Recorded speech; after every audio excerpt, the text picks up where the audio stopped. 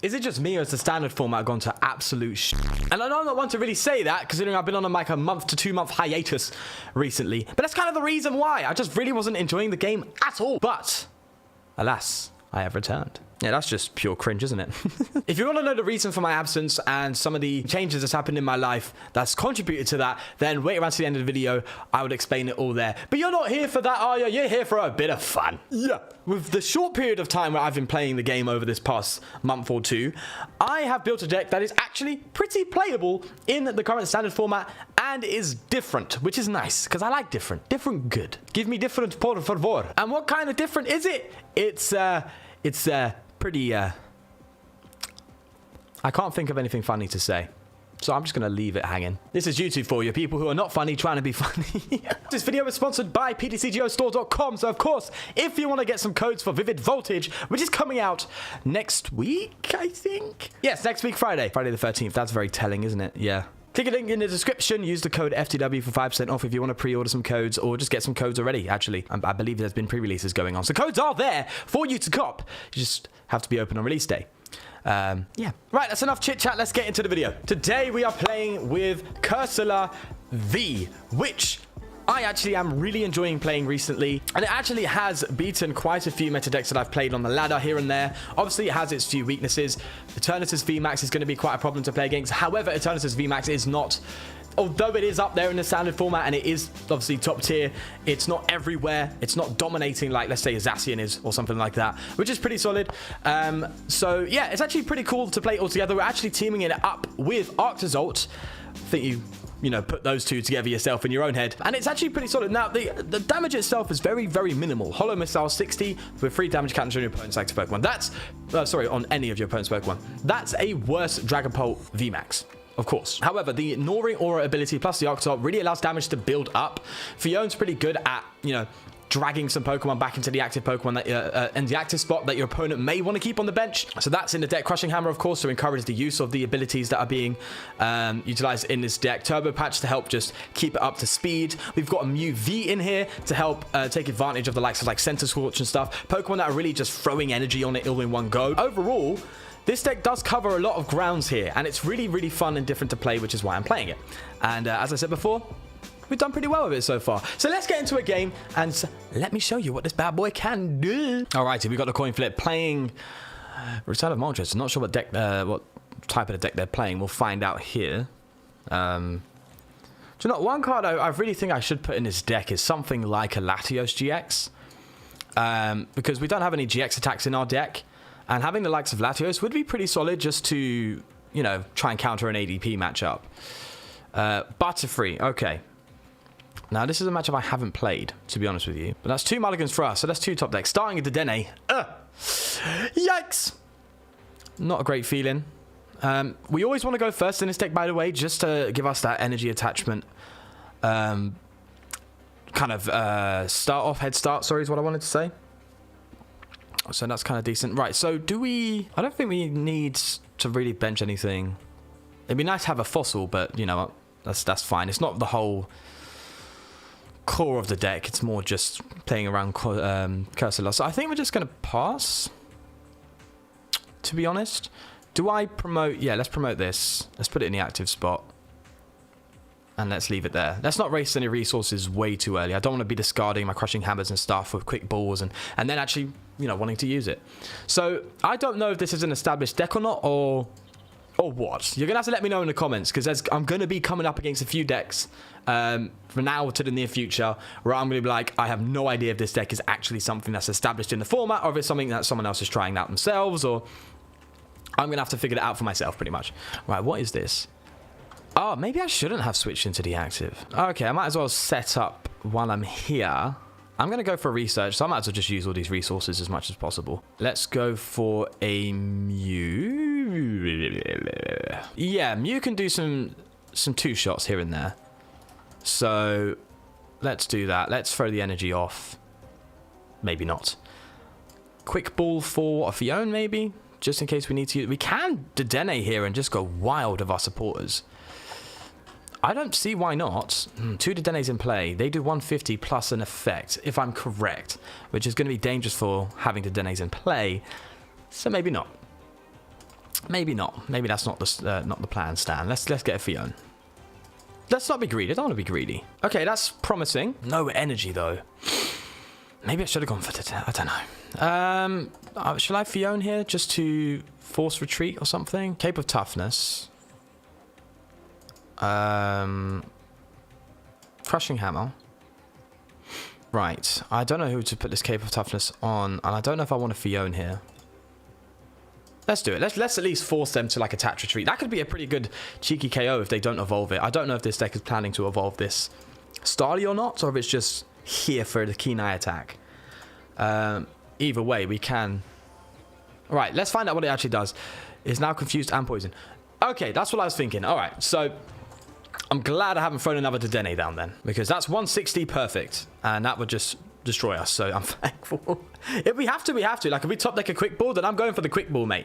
I'm sorry, I'm getting another Dedenne down. We're dead drawing from the get-go, which is a shame. They seem to be in a bit of a sticky place themselves, so I'm really not rushing. Oh, okay, I'll take that. Yay! All right, so 300 HP. We're going to be in two-shotting territory with a Mew, so I'm going to get a Mew ready, and we play 4 Cursola V, so I'm not going to bench that one. I want to save these bench spots for an Arctozolt at least. All right, okay, now we're talking. Now we are talking. So we're going to have this ready to go, which is nice. Mew having free retreat is so nice in this deck as well. I like it a lot. Do I get rid of the weakness guard energy here? Yes. Or the Evo Incense. What's more valuable? The Evo Incense could be quite cheeky for us if we get a fossil here. So I'm going to risk it for a biscuit. Win some, lose some. Okay, sure thing. Let's just start putting damage down and get things moving. The annoying thing here is... All right, let's take a KO here while we can. Obviously, we're going to be in a lot of states of confusion. So, this might just be so annoying to play against. Hopefully, we can work our way around it. The switches are going to be really good to utilize here, working with Mew's free retreat. So, how much is Birdkeeper being played in the format, by the way? I actually don't know. Because I know it's pretty good with Jirachi. And it kind of takes the spot of what a skateboard would have been doing, you know, being able to retreat it after using it. That's kind of solid.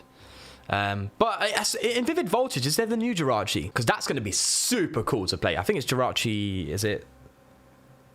Amazing Rares. Is that what it is? Yeah, amazing. Oh my god, geez, I've forgotten everything. Oh, that's so funny. Okay, all right, so they're just passing. This is great. This is really good for us. A Marnie here seems...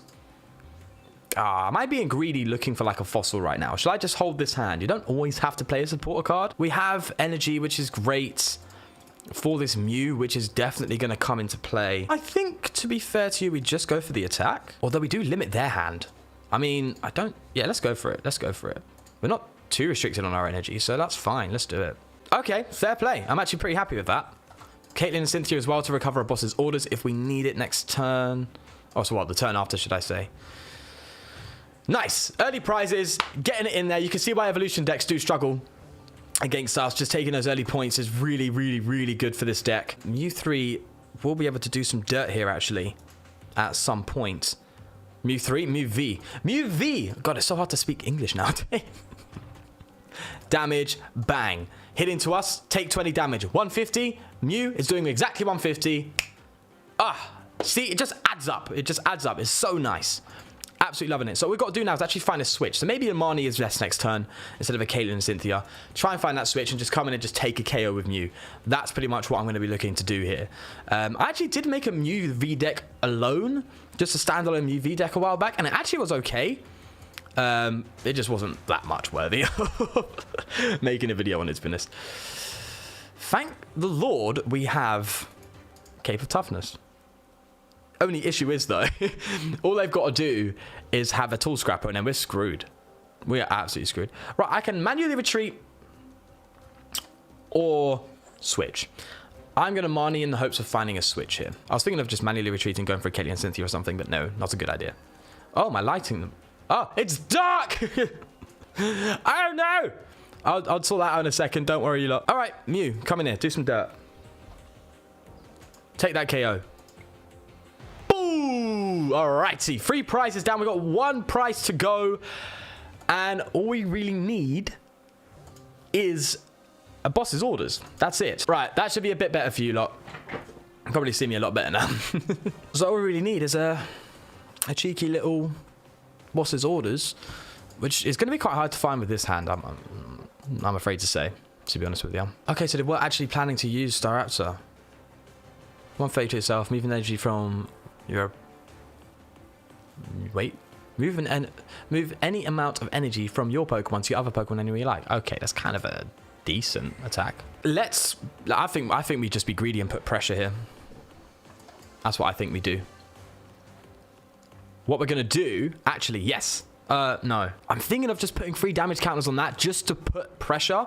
Encourage them to KO this Cursola, where I will have another one sitting there waiting. Oh, I just have to have the energy next turn, that's all. That's even if they do KO this thing. We still have a switch to retreat and go back up, so that's... I think this is the play. We're just going to put pressure on here and try and see if they can evolve it. If not, next turn, to be fair, I don't think they have any attack apart from the one on Staraptor that can just go and KO me here. But they need to find a switch and an energy with a 3-card hand is not, unless they've top deck a research. I doubt they're going to hit that bad boy. I really doubt. So it might just be a quick dub for us here, to be honest with you. Thank you. You too, my friend. Is that... Yeah. Hey, we got it. We got it. We got it. Good stuff. Good stuff. Nice cheeky win there. I would have liked to play something more meta, but it's the ladder. Let's be real, okay? Right, so sorry to tease you, but that's going to be it for today.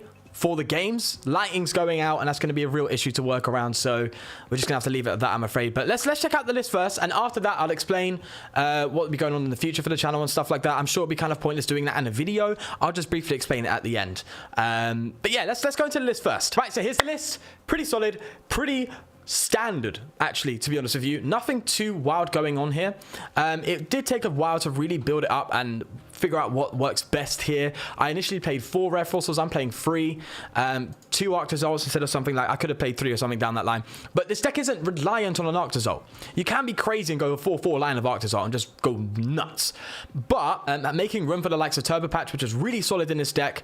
Cape of Toughness really allowed us to tank a little bit more. Really, really well. Just fitting the right amount of energy, the right amount of search, stadium, stuff like that.